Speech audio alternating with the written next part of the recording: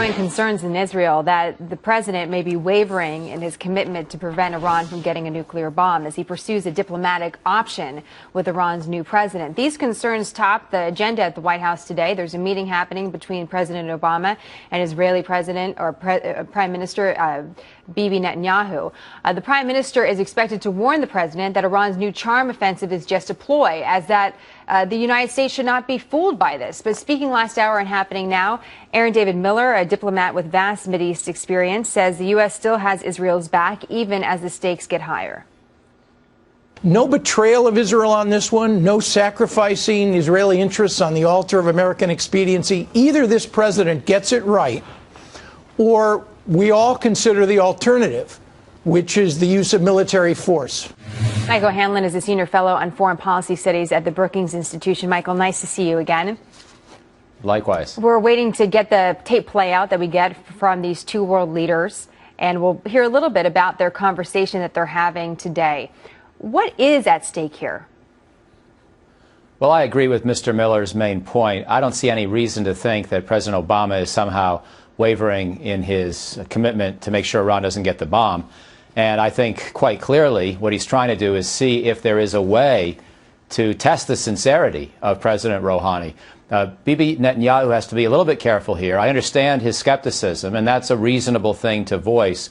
But to say that he's sure that this is all just a charade by Iran, that's not really very helpful, and that's not really very empirical. There's no way to know that. We're going to have to test this, and we're going to have to test it through serious negotiations, making sure that any agreement would have to be very verifiable and would only have to lift sanctions as there was compliance by Iran, not in advance of compliance. If we keep to those basic, simple, common sense tests, I think we'll be okay going forward in avoiding the pitfall that Mr. Netanyahu seems so worried about. I was perusing some press out of Israel today to get an idea of the concerns from Israel as we're watching the trip by the prime minister. And I just want to read one line from one article, and this kind of sums up what I read today. The United States and Europe are desperate for a face-saving situation to avoid confrontation with the Iranians. That's one perspective. How do we break that perception? Do we need to in the effort to make sure that we're true to our ally, but also get the best possible outcome?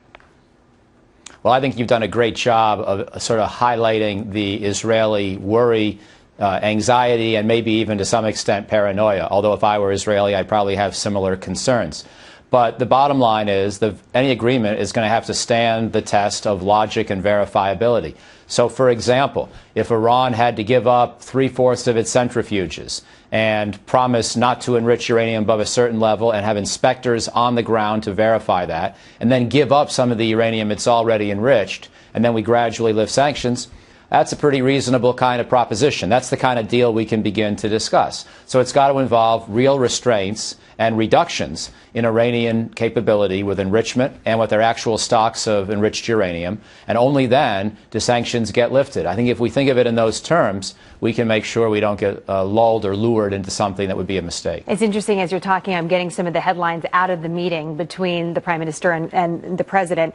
And President Obama, according to Reuters, is saying it's clear Iran's words are not sufficient. Iran must give international community confidence through action, some of the things that you just highlighted, Michael. Right. He also says that the U.S. is entering into negotiations with Iran with a clear eye and will consult closely with Israel. If you would place this for us, just again, as we're awaiting this tape play out, and we're going to hear from the prime minister tomorrow, I can't help, when we're talking about the possibility of war in the Middle East again, to think about the 60,000 troops that we still have in Afghanistan right now. We're still very much at war there. I know you've been there so many times.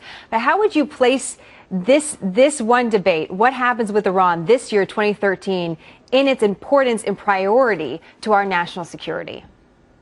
That's an excellent question and doesn't get asked enough. I think that if we wound up having to use force against Iran, it would be probably the most consequential foreign policy decision of Mr. Obama's entire 8-year presidency. That would be my best guess, because I don't think it would end with a one-off. I think Iran would retaliate with some limited forms of terrorism, and then there would be essentially a heightened degree of tension and maybe even some low-grade ongoing hostilities in the broader Persian Gulf, perhaps for many years to come. And I also think sanctions would be essentially lost at that point. Countries would stop being willing to enforce them, and Iran would then have the opportunity to kick out inspectors and perhaps develop a secret nuclear weapons site where it would enrich uranium secretly. That's what I think would happen if we used force. It's not the end of the world, but it's probably even more consequential than what we're doing now in Afghanistan. And I think for Obama, it would be a huge step backwards from being able to, for one thing, focus on domestic priorities and recover the economy. Because if what I just said happens, oil prices are probably going up for a couple of years. Michael, it's always great to have you on the program. Thank you so much.